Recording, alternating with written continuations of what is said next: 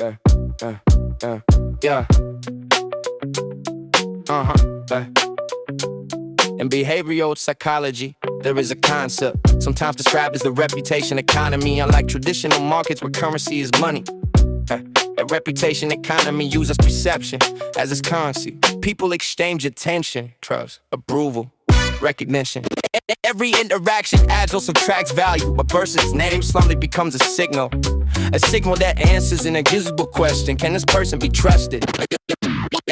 The high voice might say, everybody talking loud, trying to build a name, boasting victories before they even exist. The deeper voice might respond, maybe reputation is just a mirror, reflecting how others remember you. Psychologists studying trust found that reputation acts as social memory. Humans rarely remember every detail, but they remember patterns. Someone who breaks promises, someone who keeps them, someone who disappears when responsibility arrives, someone who stays. These patterns accumulate and slowly transform into reputation. The reputation economy therefore rewards consistency, not performance. A single impressive moment rarely defines a person, but repeated behavior builds their identity.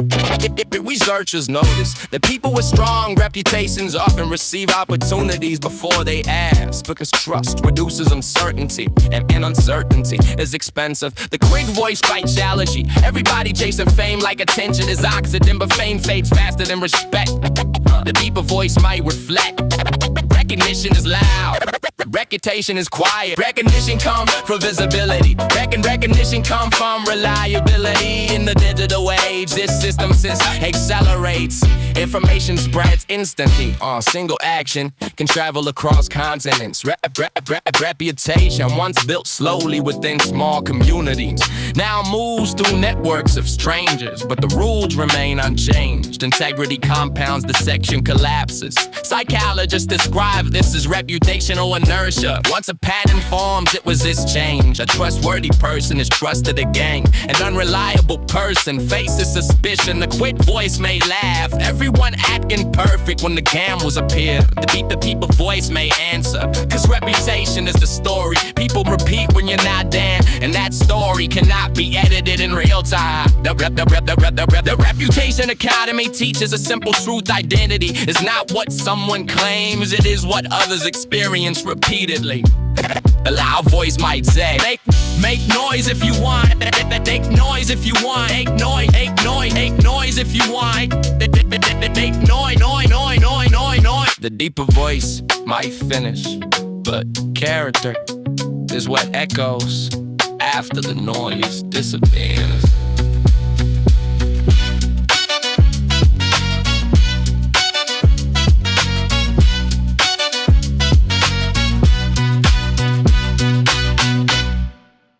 In philosophy and psychology, there is a concept known as adaptive preference. It describes a subtle shift in human behavior when people adjust their desires, not because they changed their dreams, but because the world limited their options. Imagine someone standing before a closed door. If the door never opens, the mind eventually decides, maybe I never wanted what was behind it. Adaptive preference is the quiet negotiation between desire and reality. The high voice might say, everybody claiming they chose the path, but some roads were never offered. The deeper voice might answer, sometimes acceptance is survival, not surrender.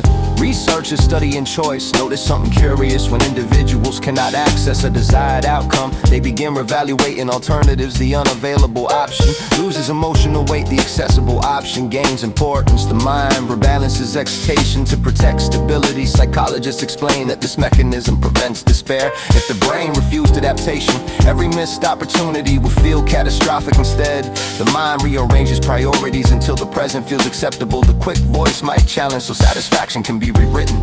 The deeper voice might respond, sometimes contentment is negotiated. Adaptive preference appears in many lives. Someone dreams of one career but enters another. Someone imagines one relationship but finds a different one over time. The mind reinterprets the path, convincing yourself this was the plan all along. The high voice might laugh, everybody rewriting history like memory is flexible. The deeper voice might reflect, because memory often protects identity. Philosophers debate whether adaptive preference is wise or tragic. Some argue it demonstrates resilience, humans learning to thrive despite limitations. Others argue it hides injustice when people stop wanting what they were denied. The system never changes, the quick voice might ask, so which is it? Strength or compromise? The deeper voice might answer, maybe both. Adaptation is neither defeat nor victory. It is a response to quiet adjustment between hope and reality. The high voice might say, dream loudly before the doors close. The deeper voice might finish. And if the path changes, choose it consciously, not because the world forced the story, but because you decided how to continue. In neuroscience and psychology, there exists a framework called social baseline theory.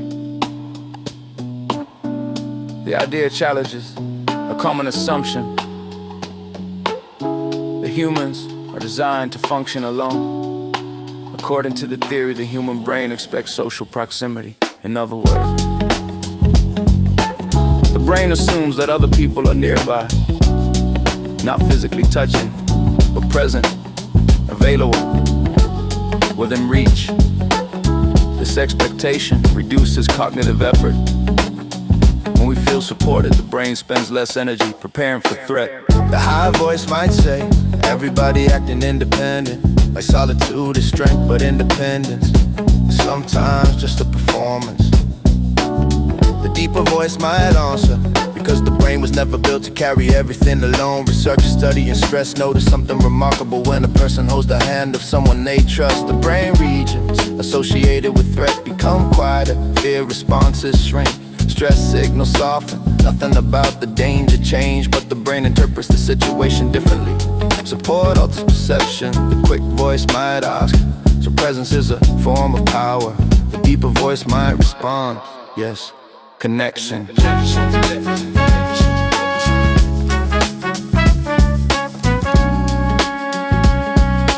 Changes the equation.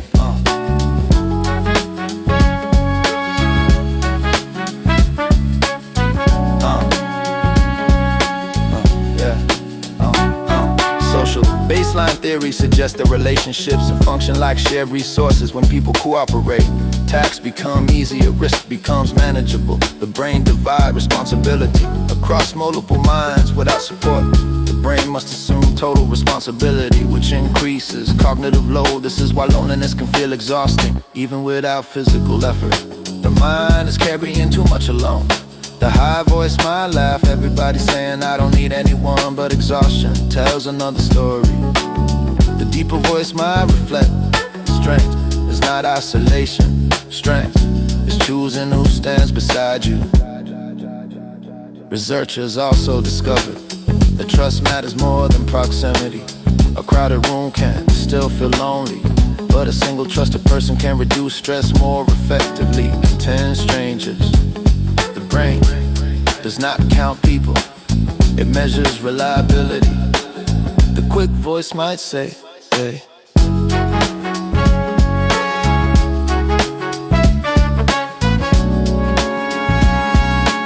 One real ally beats 100 spectators.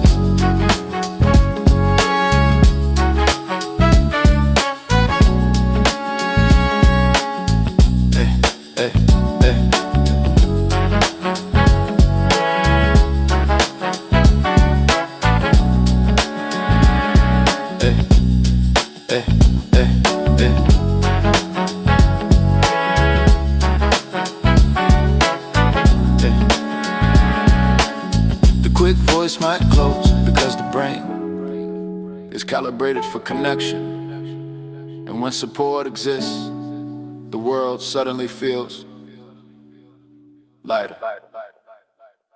Yeah.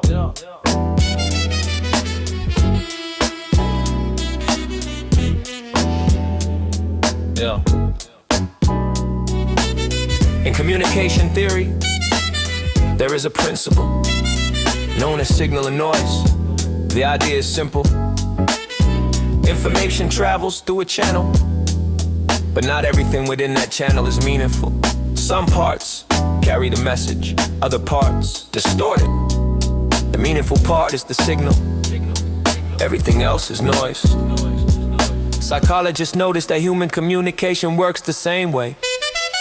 When two people talk, the words are only a small portion of the message. Tone, timing, context, facial expression, memory, expectation all mixed together inside the channel. The high voice might say, everybody talking louder thinking volume is truth, but noise doesn't become signal just because it echoes. The deeper voice might answer, clarity is not about speaking more, it's about removing distortion. Researchers studying interpersonal communication found that misunderstandings rarely come from silence, they come from interference, assumptions, emotional reactions, unspoken expectations, past experience. Each one acts like static, distorting the signal. Two people may hear the same sentence yet interpret different meanings because their minds filter the message through different memories. The quick voice might laugh, one sentence, 10 interpretations, everybody arguing with a version that never existed. The deeper voice might respond because people often react to the noise instead of the signal. Psychologists suggest that effective communication requires attention, not only to words but to interference, pausing, clarifying, listening. These actions reduce noise until the signal appears. The high voice might challenge, why is truth so difficult to hear? The deeper voice might answer, because noise is comfortable. Yeah, the deeper voice might answer, because noise is comfortable. Yeah, the deeper voice might finish, and if you wanna understand, learn how to hear through the noise. How to hear through the noise. How to hear through the noise. How to hear through the noise. In social psychology, there is a concept known as emotional contagion. It describes the way human emotions spread between people, almost like an invisible current. When one person smiles, another often smiles. When tension enters a room, everyone feels it, even before they understand why. Researchers discovered that humans constantly mirror each other. Facial expressions, tone of voice, posture, energy, these signals travel quickly through social groups, often without awareness.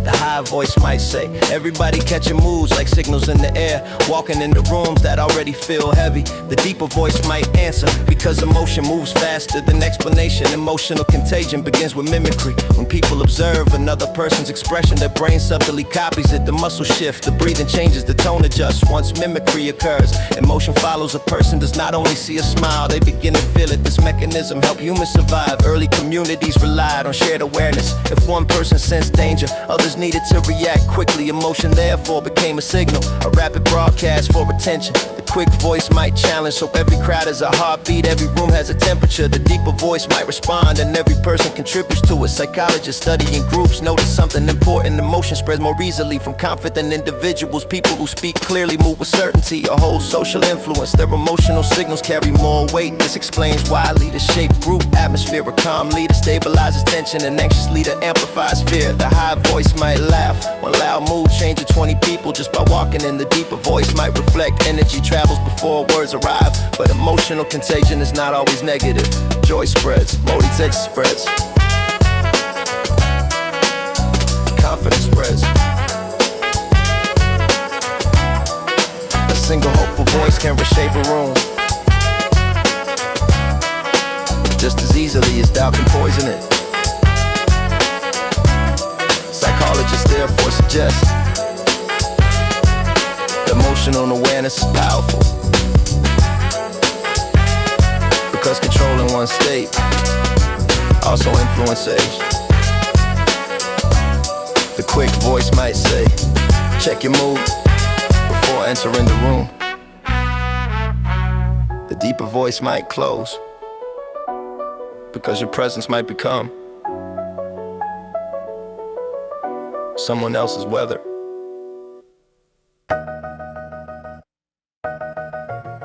In social psychology, there is a concept called self-verification theory.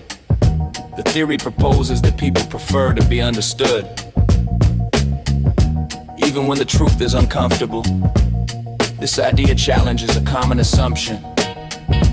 Most people believe that individuals want only positive feedback, compliments, praise, approval. But research suggests something more complicated. People want feedback that confirms their existing self-view, even if that view contains flaws. If someone believes they are intelligent, they prefer recognition of their intelligence. If someone believes they are unreliable, they may distrust praise that contradicts that belief. The high voice might say, everybody chasing compliments like applause is oxygen. But applause feels strange when the story feels wrong. The deeper voice might answer, because people don't only want love, they want accuracy. Self-verification theory suggests that identity functions like a stable narrative. The brain builds a story about who we are over time. That story becomes familiar, predictable, comfortable when feedback matches the narrative. The mind relaxes when feedback contradicts it. The mind resists. Psychologists observe that individuals sometimes reject positive feedback if it conflicts with their self-image. For example, someone who believes they are unlikable may distrust genuine affection, not because the affection is false, but because it challenges their identity. The quick voice might challenge. Why hold on to a story that limits you? Why protect an identity that hurts? The deeper voice might respond, because familiarity often feels safer than change. Self-verification therefore explains why relationships sometimes become complicated. Two people may see each other differently. One partner sees potential, the other sees flaws. The first tries to encourage growth, the second resists because encouragement contradicts their internal story. Psychologists suggest that real transformation requires something rare, a willingness to rewrite identity, not because others demand it, but because the individual chooses to evolve. The quick voice might shout, you are more than your doubts. The deeper voice might answer, but belief cannot be borrowed, it must be rebuilt. Self-verification theory reveals a quiet truth. Love alone cannot change identity, but understanding can create the space where someone chooses to change themselves. And when that moment arrives, the story finally becomes something new.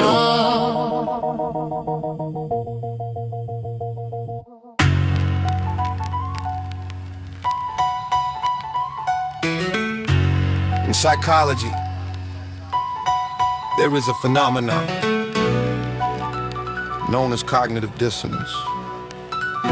It describes the tension that appears when a person's beliefs conflict with their behavior. The mind prefers consistency. When actions and beliefs align, the brain remains calm.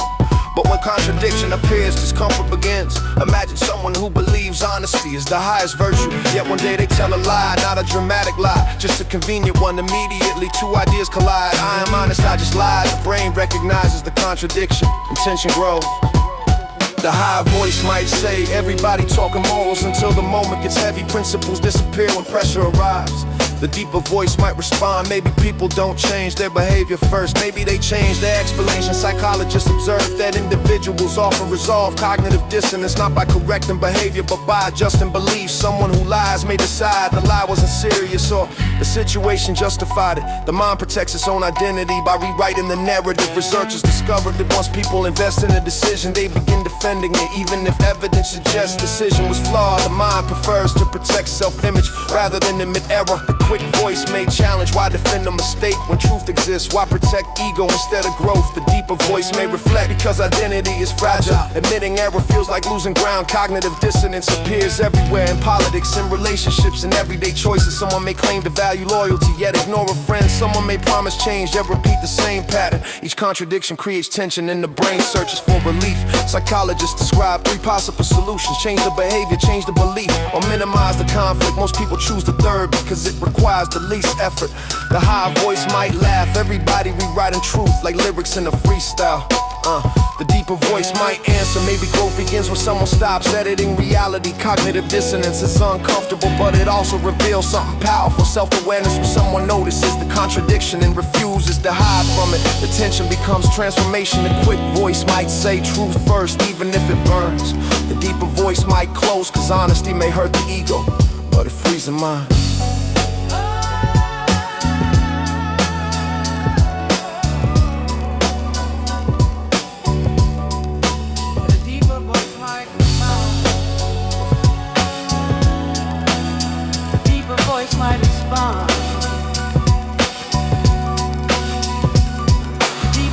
Might respond.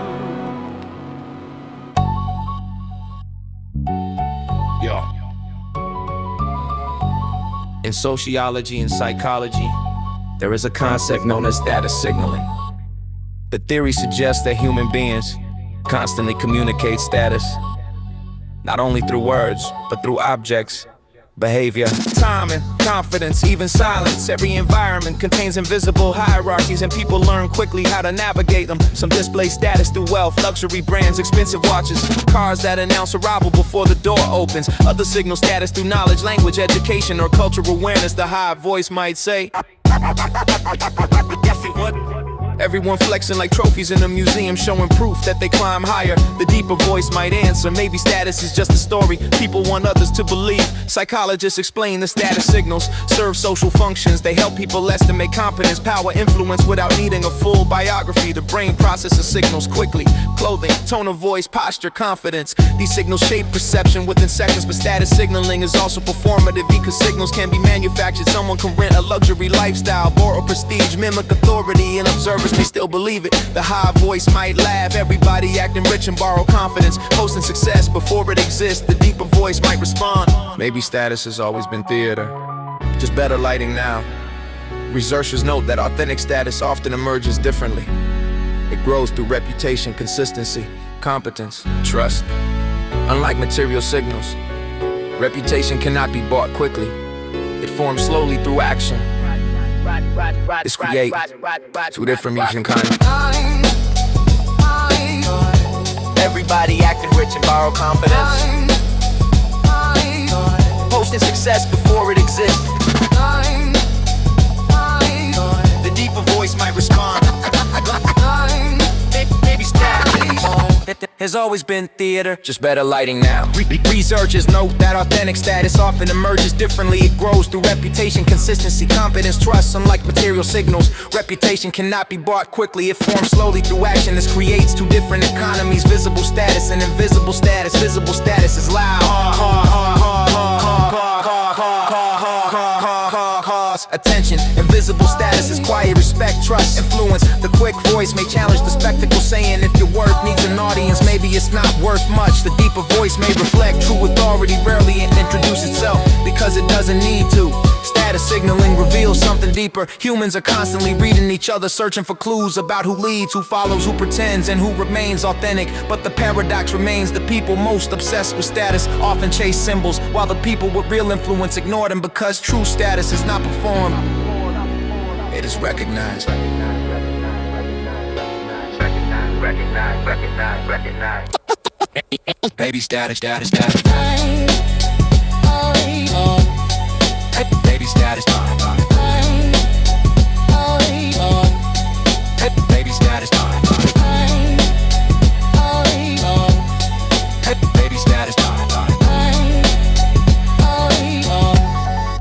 Baby status. Baby status. In social psychology, there exists a concept called selective identity. The idea is simple, yet strangely powerful. People reveal different pieces of themselves depending on the audience. One version for the workplace, another version for friends, another for family, and sometimes a completely different version for the internet. Researchers argue that identity is not a single object, it behaves more like a system. A collection of traits activated by different situations. When someone enters a room, their brain begins a rapid calculation. Who is here?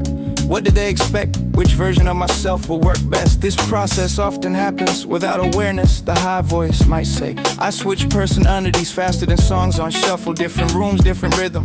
The deeper voice might answer, maybe identity is just strategy, a way to survive social gravity. Selective identity can protect people. It helps individuals adapt to complex groups. A person who speaks softly in one setting may become confident in another, but there is also a hidden cost. Maintaining multiple identities requires energy. Psychologists studying self-consistency found that people feel calmer when their behaviors align with their values. When identity remains stable across situations, but modern life rarely allows for simplicity. Online spaces amplify comparison, trends appear and disappear faster than memory, and the pressure to perform never sleeps. The quick voice may challenge the system. Why do we change for strangers? Why do we measure our personality against applause?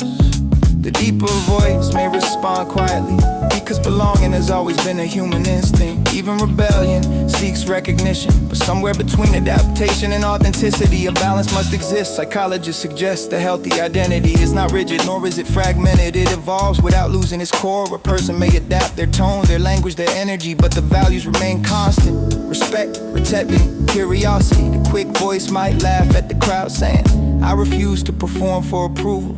The deeper voice may nod slowly and say, maybe the real power is choosing which parts of yourself to reveal. Selective identity is not deception, it is navigation, the art of moving through different worlds while remember who you are when the room finally goes quiet.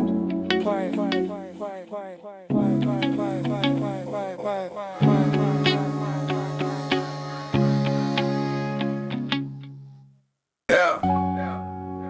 In social psychology, there is a concept known as the social mask. The idea suggests that every person moves through society wearing different versions of themselves. A workplace face, a public face, a private face, each version constructed carefully to fit expectations. The brain learned this strategy long ago because survival in groups often required adaptation. One personality for authority, another for friends, another for strangers. Psychologists sometimes call this impression management, the constant effort to control how others perceive us. But beneath these layers exists another concept, authenticity, the version of self that appears when performance stops, the voice that does not adjust to social pressure, the attitude that does not bend for approval. The high voice might say, everybody acting perfect when the room is watching. Posting smiles like they never had doubt. The deeper voice might answer, maybe the world just rewards the best performances. Social masks can protect identity. They allow individuals to navigate complex environments, but they also create tension because maintaining multiple identities requires effort. Eventually people ask a difficult question, which version is real? The one that earns approval or the one that speaks freely? Psychologists studying authenticity suggest that well-being improves when people reduce the distance between those identities, when the public self begins to resemble the private self. But this is difficult. Everybody acting perfect when the room is watching. Everybody acting perfect. Everybody acting but this is difficult. Society rewards conformity, trends spread quickly, opinions become popular before they become true. The quick voice may rebel loudly, saying I'd rather be hated than pretend. The deeper voice may respond calmly. Authenticity is expensive because honesty does not always receive applause. Born critics appear everywhere, judging choices, judging expression, judging different.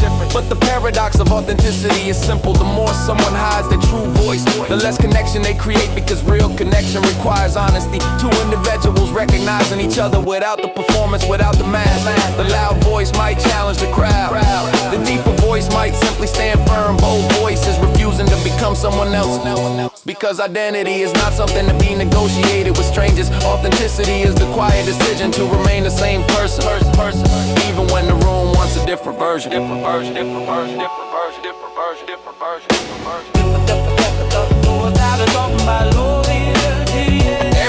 acting perfect when the room is watching. Everybody acting perfect when the room is watching. Everybody acting perfect.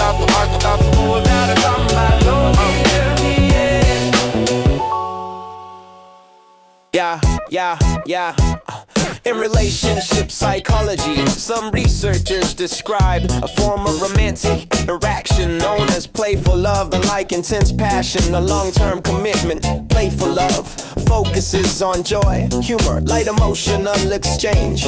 It is the part of relationships where curiosity and laughter become the language. Psychologists sometimes call this ludic love, from the Latin word for play. It is not shallow, it simply emphasizes the importance of fun and early attraction. Playfulness lowers tension. Two strangers may begin with jokes, with ease and comments, with playful challenges. The brain interprets humor as social safety. When someone laughs, the nervous system relaxes, stress decreases, connection becomes easier. The high voice might say, you always turn serious moments into jokes. The deeper voice might answer, maybe laughter is how people learn to trust. Space moments into jokes. The deeper voice might answer. Maybe laughter is how people learn to trust. Playful love often includes friendly competition, shared adventures, unexpected spontaneity. Researchers observe that couples who laugh together often report stronger emotional bonds because humor creates positive associations. Every shared laugh becomes a memory, and memories build attachment. Playfulness also balances seriousness. Every relationship eventually encounters stress, work pressure, misunderstandings, difficult decisions, but humor provides relief. A moment where tension dissolves. Psychologists explain that playful interaction stimulates dopamine, which increases motivation to continue the relationship. Fun experiences become rewards, and the brain remembers those rewards. The quick voice may start the laughter, throwing jokes into the air. The deeper voice may follow later, delivering the line that makes the whole room laugh. If you're delivering the line, that makes the whole room laugh.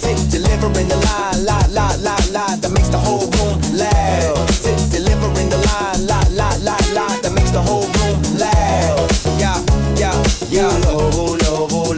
Love. Different styles, same result. Two people sharing energy. Playful love reminds us that relationships do not grow only through seriousness. They also grow through joy, through moments that feel effortless, through the simple experience of enjoying each other's presence. When laughter appears, distance shrinks, walls disappear, and connection becomes lighter.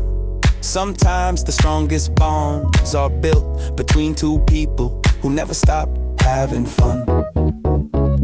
Together, yeah, together like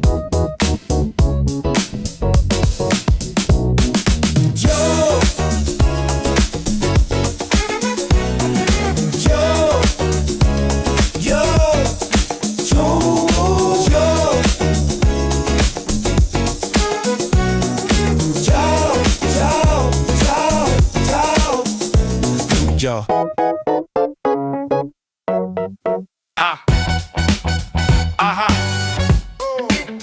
Yeah, yeah,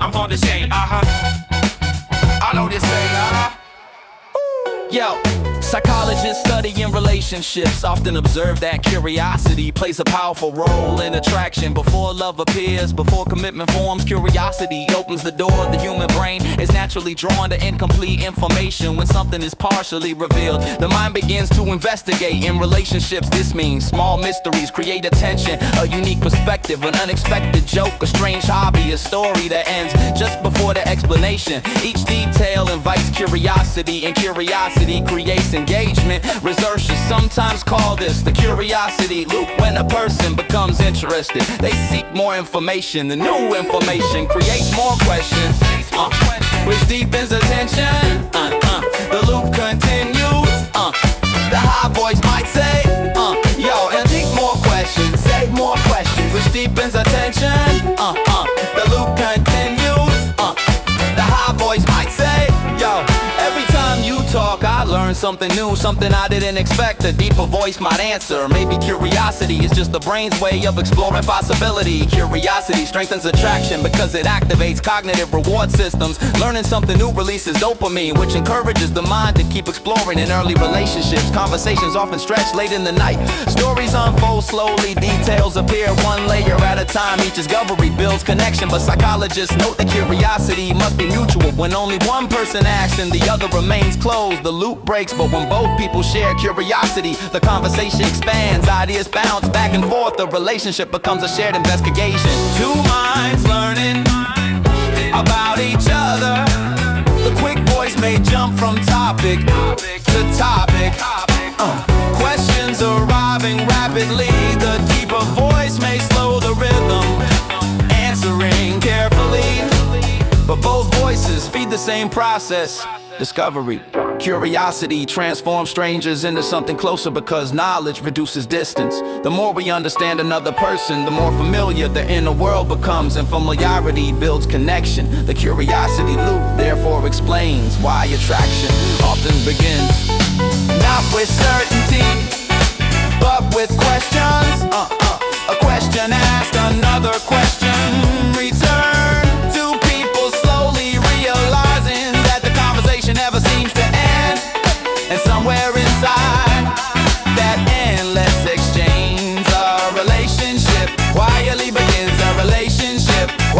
begins. Quietly begins. Quietly begins.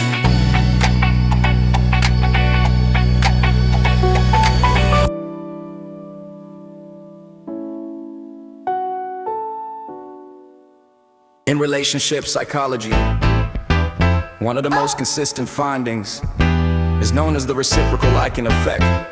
The concept is simple. People tend to like those who like them. When someone shows interest, the brain interprets that signal as social approval, and approval activates reward pathways. This reaction happens quickly, often before conscious thought. Imagine a conversation between two strangers. At first both remain careful, words measured, expressions controlled. But then one person shows curiosity. They ask a question that reveals genuine interest. The other person notices the brain registers a positive signal. Suddenly the atmosphere changes, conversation becomes easier. Psychologists discover that when people believe someone appreciates them, they become more open, more relaxed, more expressive. Reciprocal liking creates emotional momentum. The high voice might say, creates emotional momentum. Creates emotional momentum. Might say, creates emotional momentum.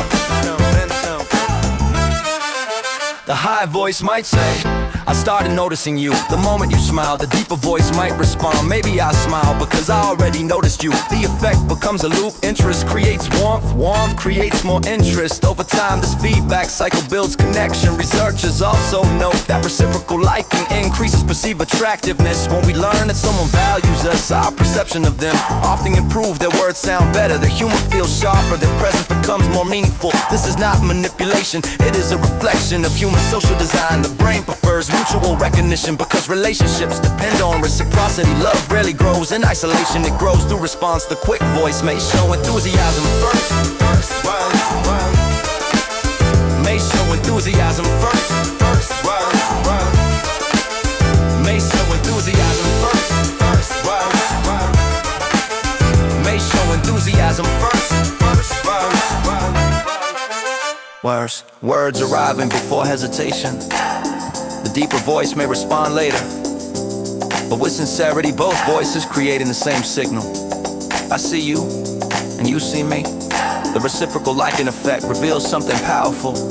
Connection begins when recognition becomes mutual. Two people acknowledging each other not through grand gestures, but through simple signals. A question asked, a compliment given, a moment of attention. Small signals that say, you matter here. And when that message returns, relationship begins to move forward.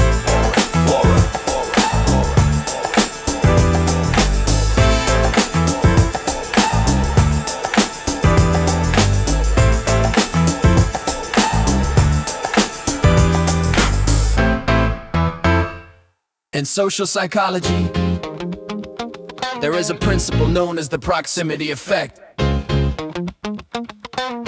It suggests that people are more likely to form relationships with individuals who are physically or socially close. At first, this may seem obvious, but researchers discovered how powerful this pattern really is. Students living in the same dormitory often become friends. Co-workers sharing the same office build connections more quickly. Neighbors see each other day after day, and familiarity grows. The brain interprets repeated exposure as safety. When someone appears in our environment again and again, the mind begins to recognize patterns. Their voice, their movements, their expressions. Familiarity reduces uncertainty, and reduced uncertainty creates comfort. Psychologists describe this as the mere exposure effect. The more often we encounter someone, the more positively we tend to evaluate them. Even without deep conversation in romantic relationships, proximity plays an important role. Two strangers may pass each other many times in the same subway station, the same cafe, the same campus hallway. At first they are simply part of the background, but repetition changes perception. The high voice might say, I've seen you so many times, it feels like we already know each other. The deeper voice might answer, maybe familiarity creates the first step toward trust. Over time, small interactions appear. A brief greeting, a shared smile, a short conversation. These moments build momentum. Psychologists suggest that relationships often grow not through dramatic events, but through ordinary repetition. The same place, the same time, the same two people gradually recognizing each other. Proximity does not guarantee deep connection, but it opens the door. It creates opportunities for interaction, for curiosity, for understanding. The quick voice may notice the moment first saying, I think the universe keeps placing you in my path. The deeper voice might smile and answer, or maybe we simply share the same world. Either way, two lives moving through the same space eventually begin to intersect, and what started as coincidence becomes something more intentional. More intentional. More intentional. More intentional.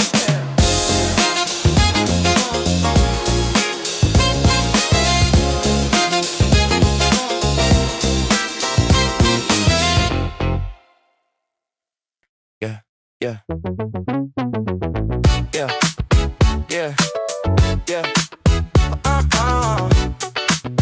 Yeah, yeah, yeah. In relationship psychology, there is a principle called the similarity attraction effect. The idea is surprisingly simple.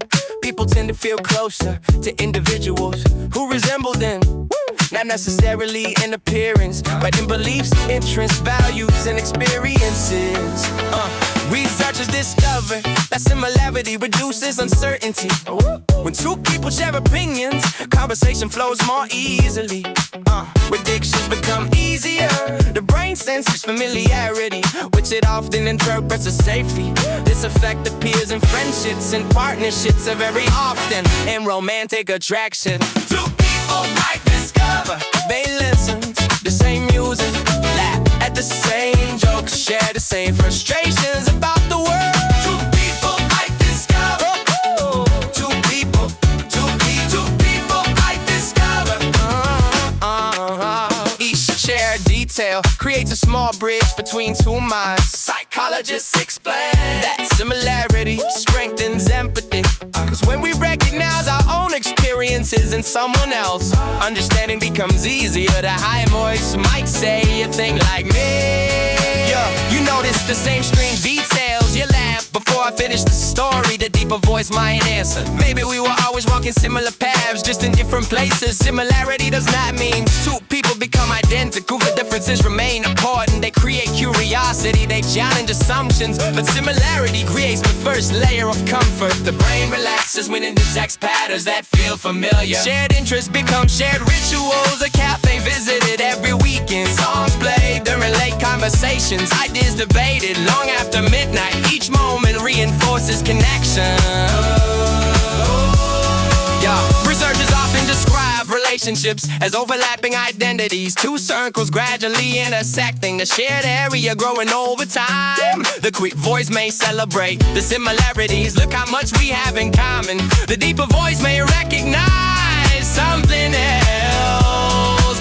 Perhaps similarity is only the beginning, because real connection appears when two people not only recognize their shared traits, but respect their differences. The similarity attraction effect starts the conversation. A love continues for curiosity, through understanding, through the realization that two minds with similar rhythms can still create something entirely new.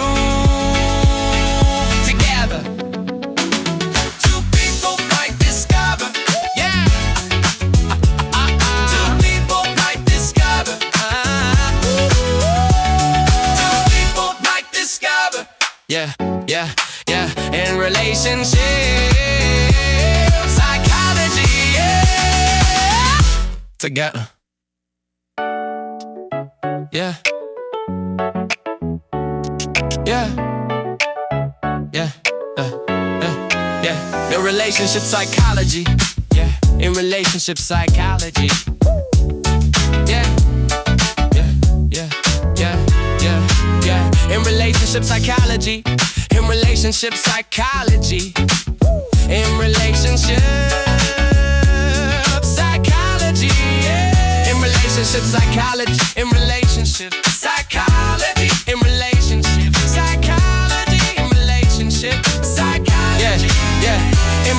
relationship psychology, in relationship psychology, in relationship yeah, yeah, yeah, in relationship psychology, yeah, yeah. Yo. In social psychology, there is a phenomenon called social facilitation. The concept suggests that human performance changes when other people are present. Sometimes people perform better, sometimes they perform worse, but the presence of an audience always changes the psychological environment. Researchers first noticed that athletes often run faster when others are watching. Cyclists race harder when competitors are nearby. Musicians play louder when the crowd responds. The brain reacts to social presence, adrenaline rises, attention sharpens, the body becomes alert. Psychologists explain that the presence of other people increases physiological arousal, which can amplify existing tendencies. If a person already feels confident, the crowd makes them shine. If a person feels uncertain, the same crowd may increase pressure. But in relationships, social facilitation can take another form when two people meet in a lively environment. Energy multiplies, a crowded cafe, music in the background, friends laughing at nearby tables. All of these signals raise emotional intensity. Conversation becomes faster, gestures become bigger. The moment feels exciting. The high voice might say, "You looked incredible." That night the room was glowing. The deeper voice might answer, "Maybe it was the crowd." The lights, the rhythm of the room, but something in that moment made us stand closer. Psychologists know that attraction often grows stronger in shared environments, because the brain links emotional energy with the person standing nearby. The crowd raises a pulse. The mind assigns meaning. Two strangers suddenly appear more interesting than they might in silence. Social facilitation therefore reveals a subtle truth. Connection does not happen in isolation. The environment shapes emotion.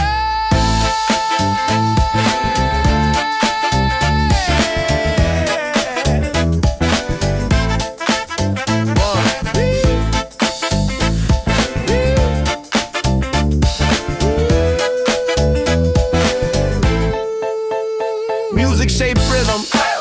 Laughter shapes openness. The quick voice may jump into the moment, speaking fast, riding the energy. The deeper voice may observe quietly, recognizing how the atmosphere is changing everything. But once the conversation begins, once the first smile appears, the crowd fades slightly, and the focus shifts. Two people standing in the same room, discovering that the excitement in the air now belongs to them. Yo, yo, yo, yo, yo, yo. Yo, yo, yo, yo, yo, yo, yo, yo, yo, yo, yo, yo, yo.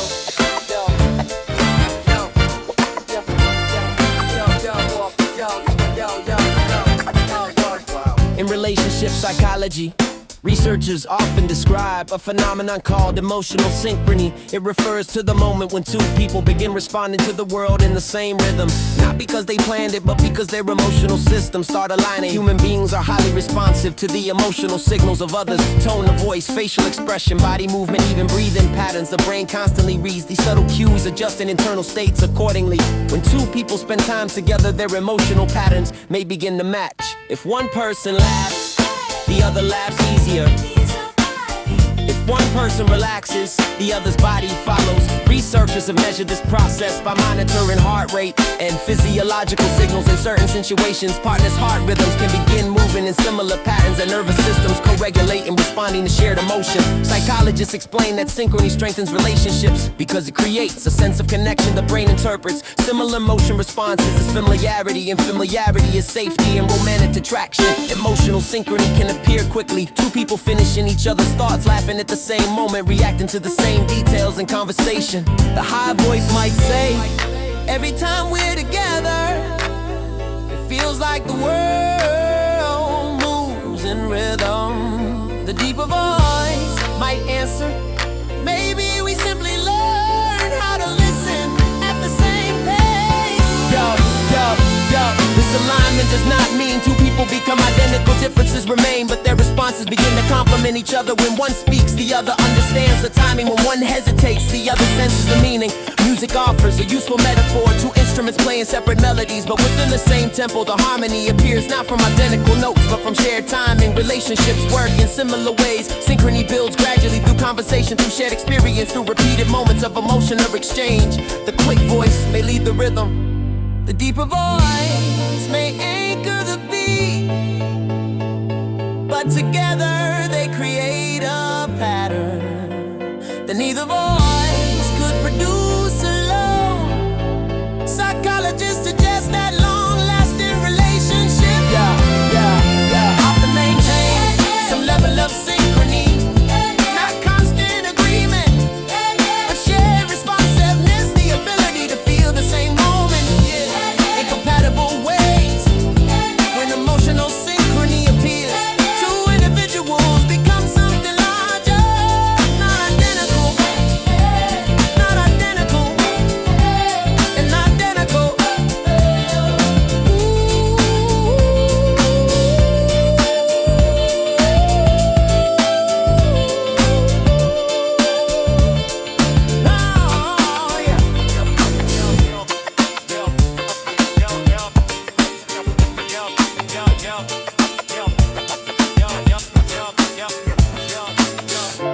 Not identical, but coordinated, two separate rhythms, finding the same groove.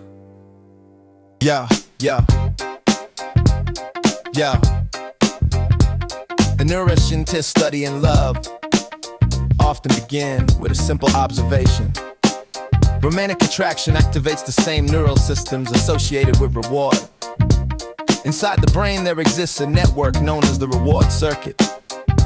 It includes regions such as the ventral tegmental area and the nucleus accumbens. These structures respond to motivation, pleasure, and anticipation. When a person experiences romantic attraction, dopamine activity increases. Dopamine is not only the chemical of pleasure, it is the chemical of pursuit. It encourages curiosity, attention, goal-directed behavior, which explains why early love often feels energized and the mind becomes focused. Thoughts return repeatedly to the same person. A simple message can shift an entire day because the brain has begun associating that person with reward.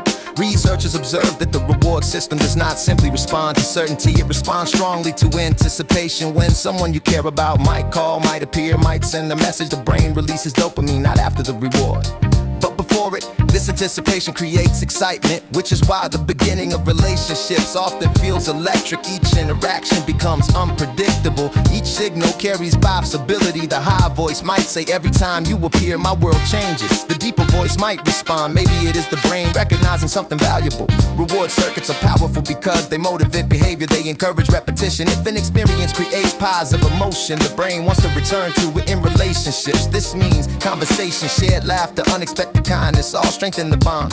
Over time, the brain begins linking the presence of another person with emotional reward, which reinforces connection. But psychologists note that long-term love requires more than dopamine. As relationships stabilize, other systems appear. Oxytocin support trust, serotonin supports emotional regulation. Attachment networks strengthen stability. The quick voice may still chase the spark, remembering the thrill of the first moments. The deeper voice may recognize a different kind of reward. The quiet certainty of familiarity, the calm comfort of shared time. Both experiences belong to love. One fuels excitement, the other creates durability. The brain's reward system may start the story, but the relationship continues because two people continue choosing to return to the same connection again and again.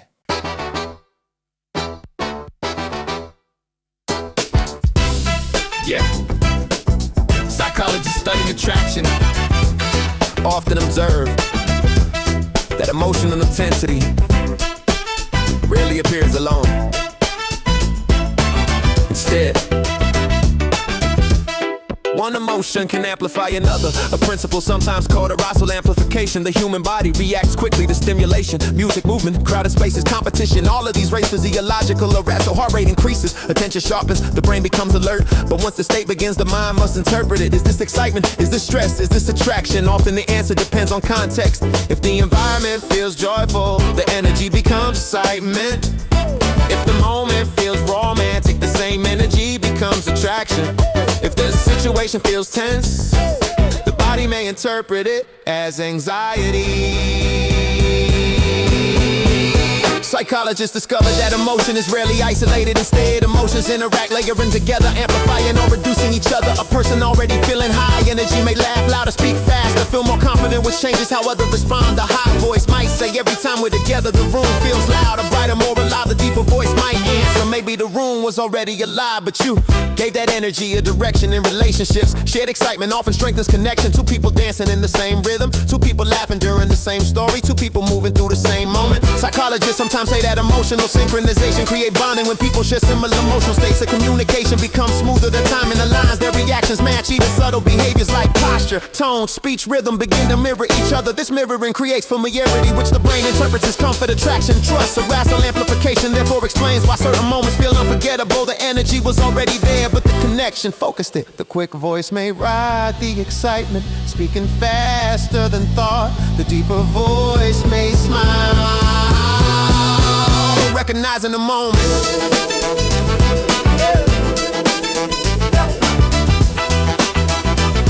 Both voices sharing the same surge of energy until the music slows. The crowd fades and the realization appears that what began as simple excitement has turned into something closer to love.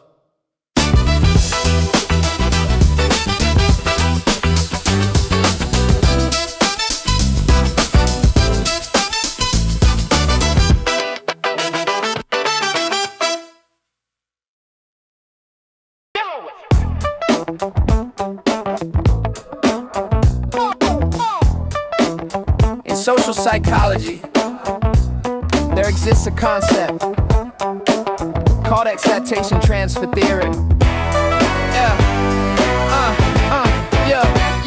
In social psychology, there exists a concept called excitation transfer theory.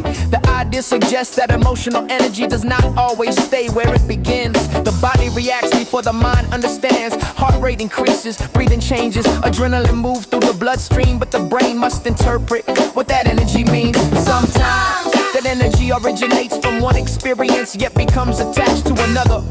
Imagine a crowded concert, music shaking the floor, lights flashing through the air, people moving together in the same rhythm. The body becomes alert, pulse accelerating, energy rising, and suddenly you lock eyes with someone across the room. The brain asks, why does this moment feel electric? The answer may not be simple. Part of that excitement comes from the environment, from the noise, from the rhythm, from the collective energy of the crowd. But the mind connects the feeling to the person standing there. Excitation transfer theory suggests that emotions can migrate. The energy produced by one stimulus becomes attached to another, which means attraction can intensify when the environment is already stimulating. Become attached to another, which means attraction can intensify when the environment is already stimulating.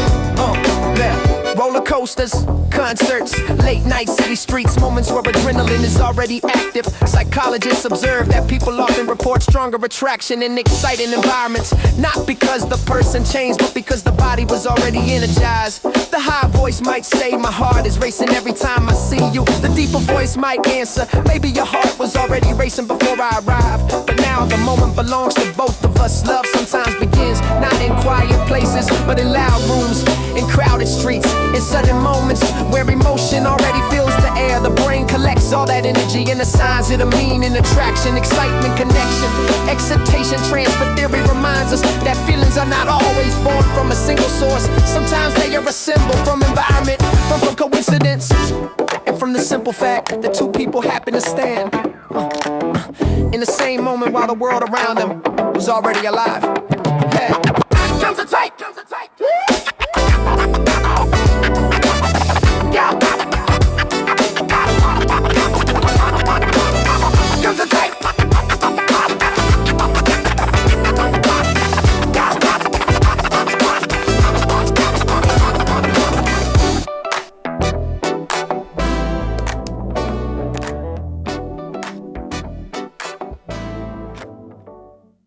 Yeah.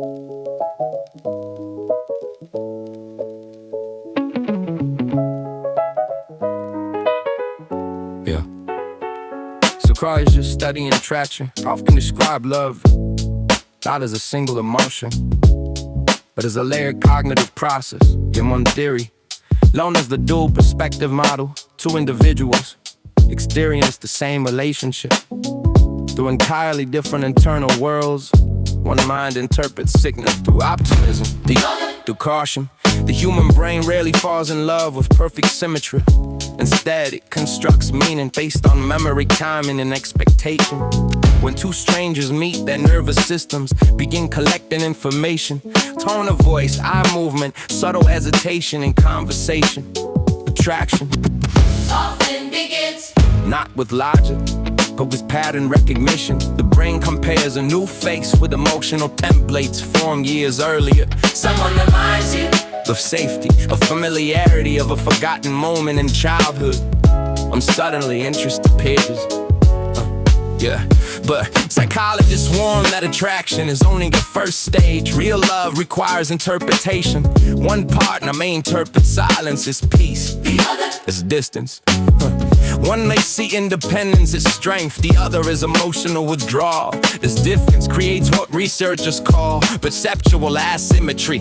two people Sharing the same moment, but experiencing different emotional realities and relationships. Communication becomes a negotiation, not only of words, but of meaning. When someone says, I'm fine, the brain searches for hidden signals. Is the tone relaxed or restrained? Is the pause comfortable or protective? Love is not simply feeling. Yeah. It is interpretation. A continuous translation between two minds. Some psychologists argue that healthy relationships develop when partners gradually synchronize their interpretations. they learn how the other person Perceive the world, what silence means, what humor hides, what vulnerability sounds like. This synchronization does not erase difference. Instead, it builds understanding. The high voice may react quickly, expressing emotion with urgency, while the deeper voice moves slower, processing quietly before responding. Both rhythms belong in the same story. Love survives not because two minds are identical, but because they learn how to translate each other. Attraction starts the conversation, but understanding keeps it going. And somewhere between those two voices, a relationship finds its balance.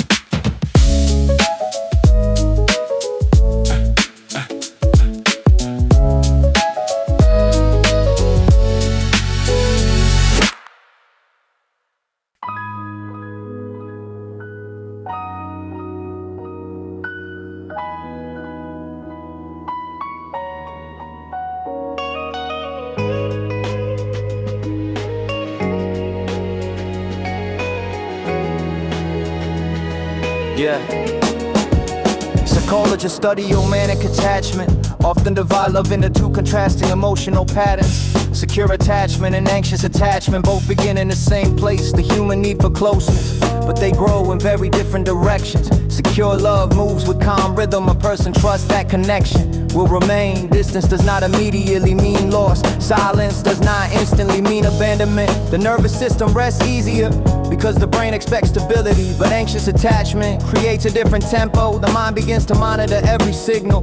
A delayed message becomes a question, a short response becomes a theory. The brain begins building possible explanations. Did something change? Did interest fade? Did I say something wrong? Psychologists explain that this pattern is not weakness, it is memory. Early relationships teach the nervous system whether closeness is predictable, uncertain. When care arrives inconsistently, the brain learns to search constantly for reassurance. This is why two people in the same relationship can experience completely different realities. One feels comfortable with quiet moments, the other hears silence like an alarm.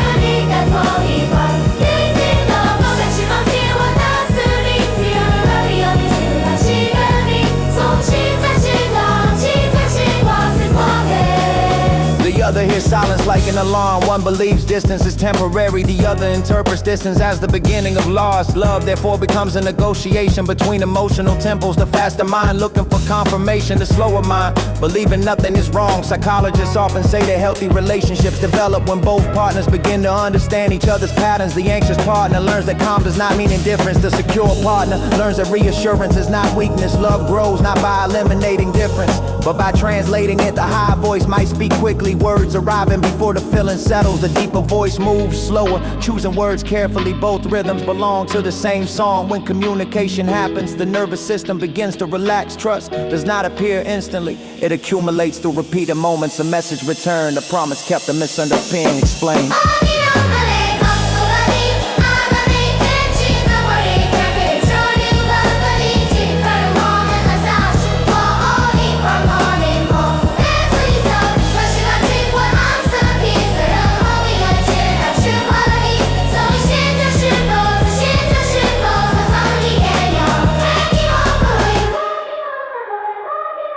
Yeah. The anxious mind learns something new. That closeness does not disappear so easily.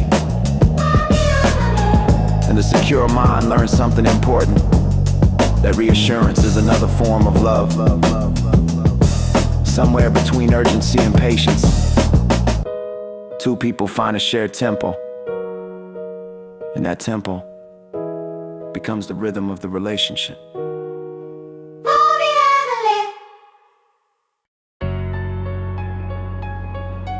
In relationship psychology, one influential framework is known as the investment model of commitment, developed by researcher Carol Rusbuell. The model attempts to explain why people remain in relationships, even during difficult moments. According to the theory, commitment depends on three main factors: satisfaction, investment, and alternatives. Satisfaction refers to how fulfilling the relationship feels or emotional needs being met. Does the connection create meaning? Does the partnership support growth? Investment represents everything that has been placed into the relationship: time, shared memories, emotional vulnerability, mutual experiences, plans for the future.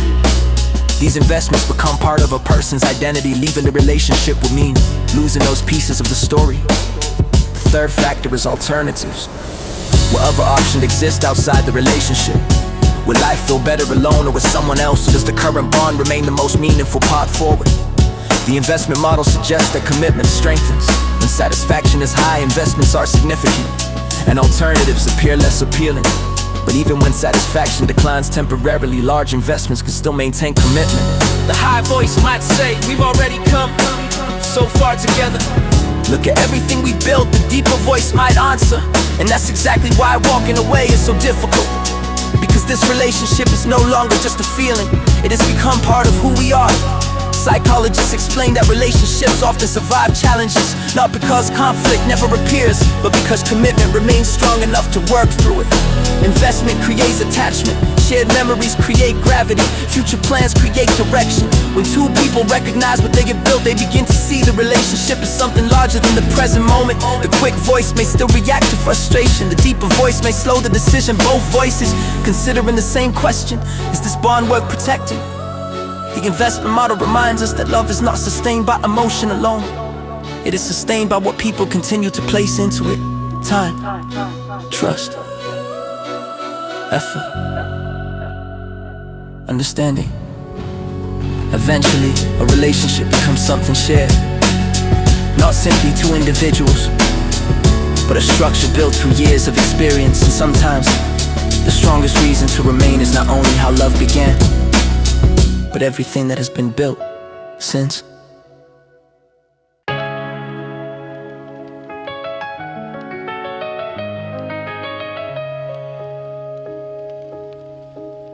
In social psychology, there exists a framework called equity theory. It attempts to explain how fairness shapes human relationships. According to the theory, people feel most satisfied when the balance between giving and receiving feels fair. not identical, but equitable in romantic relationships. This balance can appear in many forms: time, effort, emotional support, attention, sacrifice. When both partners feel like contributions are valued, the relationship often feels stable, but when imbalance appears, discomfort grows. If one partner feels they give more than they receive, resentment may develop. If one partner receives more than they contribute, guilt may appear. Equity theory suggests that fairness is not only mathematical, it is psychological. Two people may contribute differently, but still feel the relationship is balanced. One partner may provide stability, the other may provide emotional energy. One may offer patience, the other offers inspiration. Balance is often defined by perception, not numbers. The high voice might say, I have given everything, my time, my effort, my attention. The deeper voice might answer, but love is not measured by counting moments, it is measured by understanding them. Psychologists explain that couples often restore balance in different ways. One partner may increase effort, another may reframe their expectations. Sometimes communication itself restores equilibrium, because what feels unfair may simply be misunderstood. Equity theory also explains why small gestures matter. A short message during a busy day, a quiet apology after conflict, a moment of recognition. These signals restore balance, they remind the brain that effort is mutual, that connection is reciprocal. Relationships rarely remain perfectly equal. Life changes, work shifts, stress appears, but when both partners believe that fairness exists, relationship remains stable. The quick voice may still question the balance, the deeper voice may slow the moment, searching for the truth beneath the feeling, somewhere between effort and appreciation. Love finds equilibrium, not because every action is identical, but because both people continue trying to meet each other.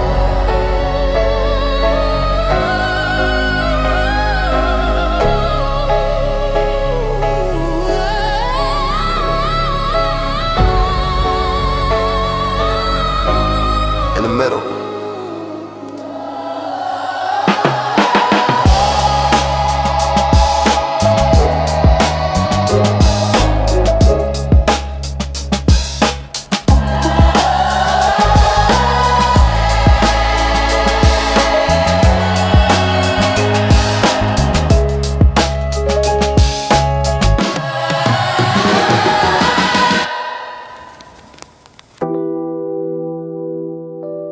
In relationship psychology, research has often described two different forms of love: passionate love and companionate love.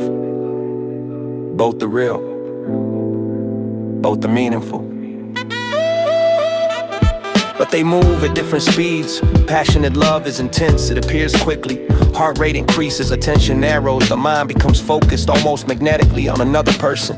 Neuroscientists studying early romantic attraction often observe strong dopamine activity within the brain's reward system. This creates feelings of excitement, anticipation, energy. The world suddenly feels more vivid, moments feel amplified. But passionate love is unstable, it depends on novelty, on uncertainty, on the thrill of discovery. Over time, as familiarity grows, that intensity naturally changes and something else begins to appear.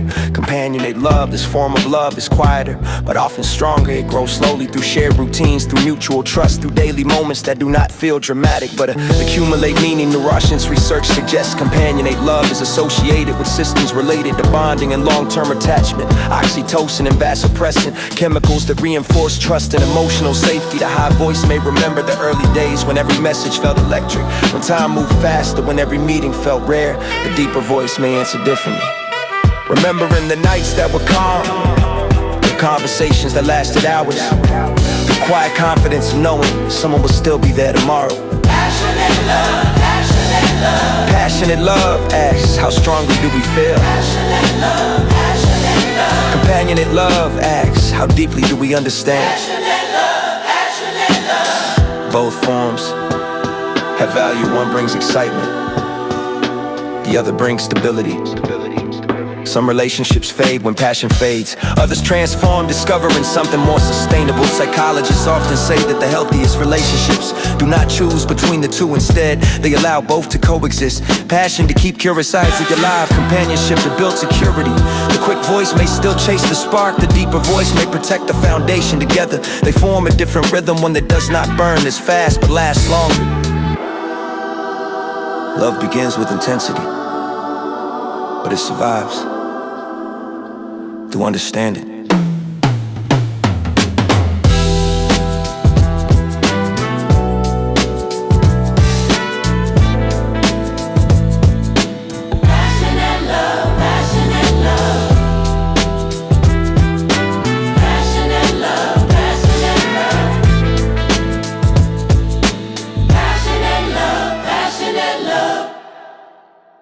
In relationship psychology, there is a framework called interdependence theory. It attempts to explain why people remain in relationships or why they leave. The theory suggests that love is not only emotion, it is evaluation. Every relationship contains a balance between rewards and costs. Rewards may include emotional support, shared joy, trust, companionship.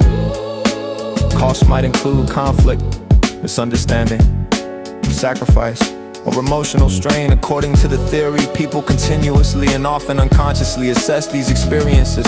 But the decision to stay or leave is not based on a single moment. Instead, the brain compares three important elements. First, the current satisfaction, how fulfilling the relationship feels now. Second, the comparison level, which reflects what a person believes they deserve. This expectation comes from past relationships, from cultural stories, from personal values. Third, the comparison level for alternatives. In simple terms, what other possibilities might exist? Will life feel better alone or with someone else? These calculations do not happen like a spreadsheet. They happen emotionally, quietly, through intuition and experience. One voice might say, we have been through too much together to walk away. Another voice might answer, but something still feels incomplete. Interdependence theory also explains why commitment grows when people invest in a relationship. Shared memories, shared struggles, shared dreams. Each investment increases connection. Leaving becomes harder, not only because of emotion, but because identity itself has become intertwined. The high voice may speak quickly, protecting the feeling of relationship. The deeper voice might slow the moment, examining the balance. Both voices trying to answer the same question: is this connection worth continuing? Psychologists argue that the strongest relationships are not those without conflict, but those where rewards, trust, respect, growth continue to outweigh the difficulties. Love becomes a form of partnership, not perfect but meaningful. Interdependence theory reminds us that relationships are built not only from passion, but from decisions repeated over time. Two people choosing again and again to remain connected, even when the calculation is complicated, even when the answer is not obvious. Because somewhere between reward and sacrifice, the relationship becomes part of who they are.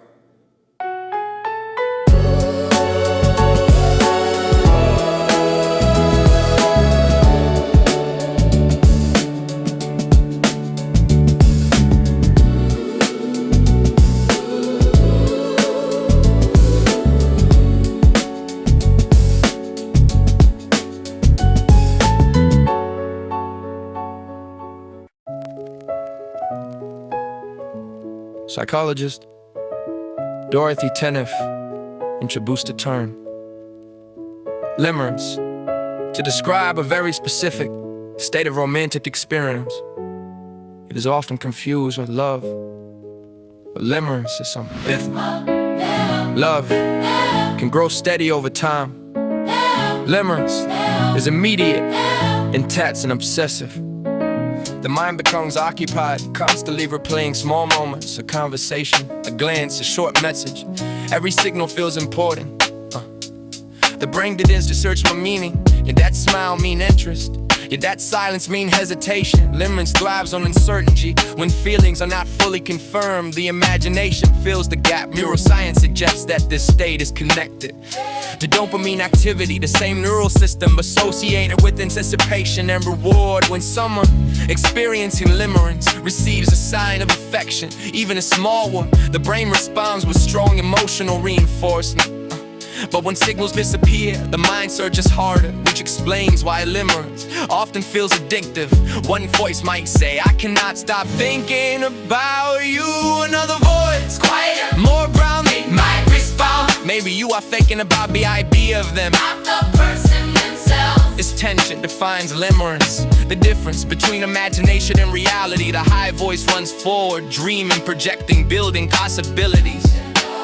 The deeper voice steps slower, examining the details, asking questions. Is this connection mutual or simply anticipated? Psychologists emphasize that limerence is not unhealthy by itself. It is a natural psychological process. Many relationships begin with this intensity, but long-term love requires something else. Mutual understanding, consistency, shared experience is often fueled by distance, by incomplete knowledge. Love grows through presence, through time, through reality. Eventually, the mind begins to recognize whether the person in imagination matches the person in life. If the two align, limerence softens and love takes its place. But if they differ, the illusion fades, leaving behind a quiet lesson about the difference between wanting someone and truly knowing them. The restless voice may whisper, maybe this feeling was never about them. The deeper voice might answer, or maybe it was about discovering how deeply your mind can care. Psychologist, psychologist, psychologist, yeah. Psychologist, psychologist, psychologist. Dorothy Tanoff. In relationship psychology, there is a theory that describes love not as possession, but as expansion. It is called self-expansion theory. Proposed by psychologists Arthur and Elaine Aron, the idea begins with a simple observation. Human beings naturally seek growth, new experiences, new abilities, new perspectives. The self is not static, it is constantly evolving. According to the theory, romantic relationships become powerful because another person expands who we are. When two people connect, their identities begin to overlap. Each partner gains access to the knowledge, memory, skills, and emotional world of the other. In psychological terms, the self includes the other. Imagine two individuals standing apart, each with their own experiences, their own habits, their own worldview. When attraction appears, curiosity follows. What music do you listen to? What stories shape you? What fears do you carry through conversations? The boundaries of identity begin to shift. You begin trying the restaurants they love, watching the films they recommend, understanding the places that form their memories slowly. Your internal map of the world expands. Psychologists describe this process as inclusion of the other in the self. Love becomes a pathway for personal growth, not simply comfort but discovery. The high voice might say, you changed my world.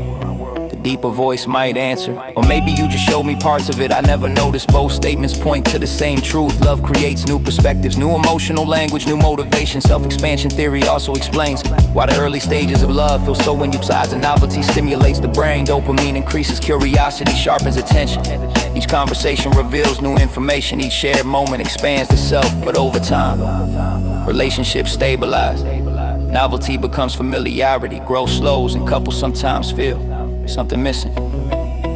Psychologists suggest that maintaining expansion requires continued exploration, new experiences together, new challenges, new shared goals. Because love is strongest when two people continue discovering not only the world, but each other. The high voice may still speak first, excited, curious, unfiltered.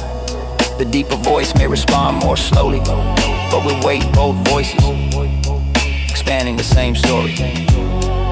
Self-expansion theory reminds us that love is not simply about finding someone. It is about becoming someone new through connection, through shared experience, through the quiet realization that who you are has grown. Because another person walked beside you.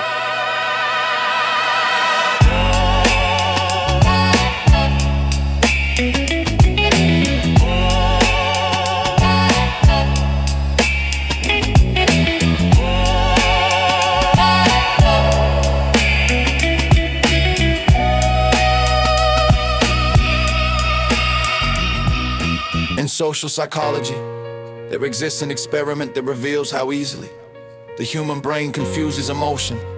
The study is known as misattribution of arousal. Researchers once invited participants to cross a bridge. Some crossed a stable wooden bridge. Calm, predictable, safe. Others crossed a narrow suspension bridge. High above a river, the structure swayed, heartbeats accelerated, breathing changed. At the end of the bridge, participants met a researcher who asked them questions. Later, many participants from the unstable bridge reported stronger attraction toward the retraction. But the attraction was not necessarily romantic. The brain had misinterpreted its own physiological signals. The racing heart, the nervous excitement, the heightened awareness, originally caused by fear, but the mind reconstructed the experience as attraction. Psychologists explain that the brain often interprets emotion through context. The body reacts first, the mind explains later. If the body feels aroused, alert, alive, the brain searches for a reason, and sometimes the nearest person becomes that explanation. This phenomenon reveals something fascinating about love. Not every emotional spark is purely romantic. Sometimes the body reacts to uncertainty, to novelty, to danger, and the mind translates that sensation into desire in relationships. Emotion is often constructed through interpretation. A racing heartbeat during a conversation could mean anxiety, could mean excitement, could mean both. One person might say this moment feels intense, another might say this moment feels meaningful. The difference lies not in the heartbeat, but in the explanation. Human perception constantly builds narratives. The high voice may say, my pulse is fast because you matter. The deeper voice may answer, or maybe because the world around us just shifted, both interpretations can exist within the same moment.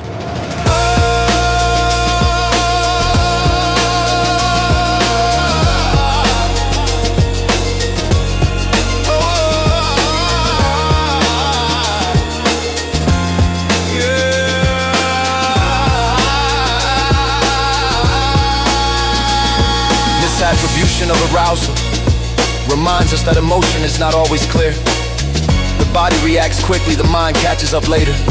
And somewhere between sensation and explanation, love sometimes appears, not because it was inevitable, but because the brain chose that story to explain the feeling.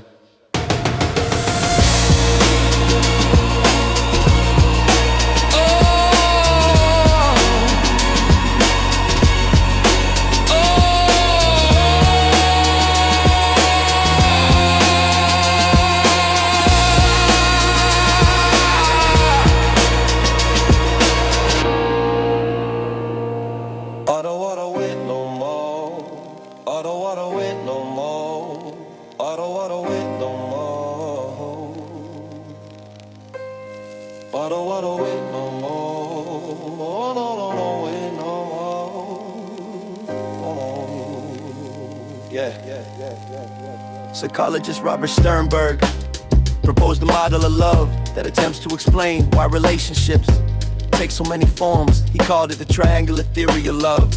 According to the model, love contains three components: intimacy, passion, commitment. Each relationship is built from a different balance of these elements. Intimacy represents emotional closeness, the quiet trust that allows two people to share their inner world. Passion is the energetic force, the physical attraction, the excitement, the intensity that pulls two people together. Commitment is the long-term decision, the conscious promise to remain connected even when passion changes. Sternberg argued that different combinations create different kinds of love. When intimacy and passion appear without commitment, the relationship may feel intense but fragile. When commitment exists without passion, love may become stable yet quiet, sometimes even distant. But when all three components exist together, intimacy, passion, commitment,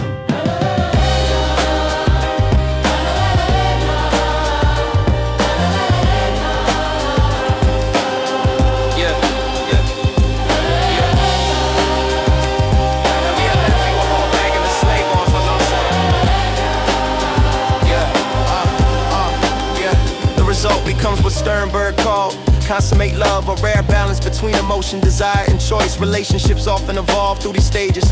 Early attraction may be driven by passion. Later intimacy grows through conversation, shared experiences, and vulnerability. Commitment appears when two people decide that the connection deserves time. Human relationships rarely follow a perfect formula. One partner may prioritize intimacy, one in conversation and emotional transparency. Another partner may emphasize commitment, seeing love as responsibility. Another may focus on passion, believing excitement is the true measure of connection. When these priorities differ, misunderstanding appears. A person seeking intimacy may feel ignored. A person seeking commitment may feel uncertain.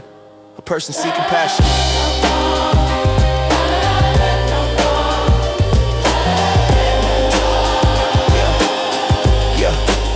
May feel the spark fading.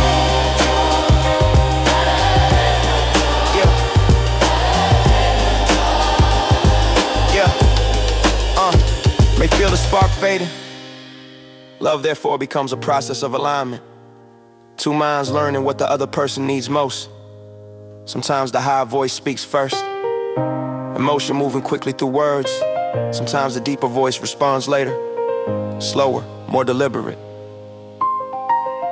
Both voices trying to describe the same feeling from different angles. The triangular theory does not claim that love is simple. Instead it shows that love is constructed from multiple forces: emotion, desire, decision. And when those forces begin to move together, the relationship becomes something stable. Not only excitement, not only comfort, but a structure built slowly by two people, learning how to hold each other's world.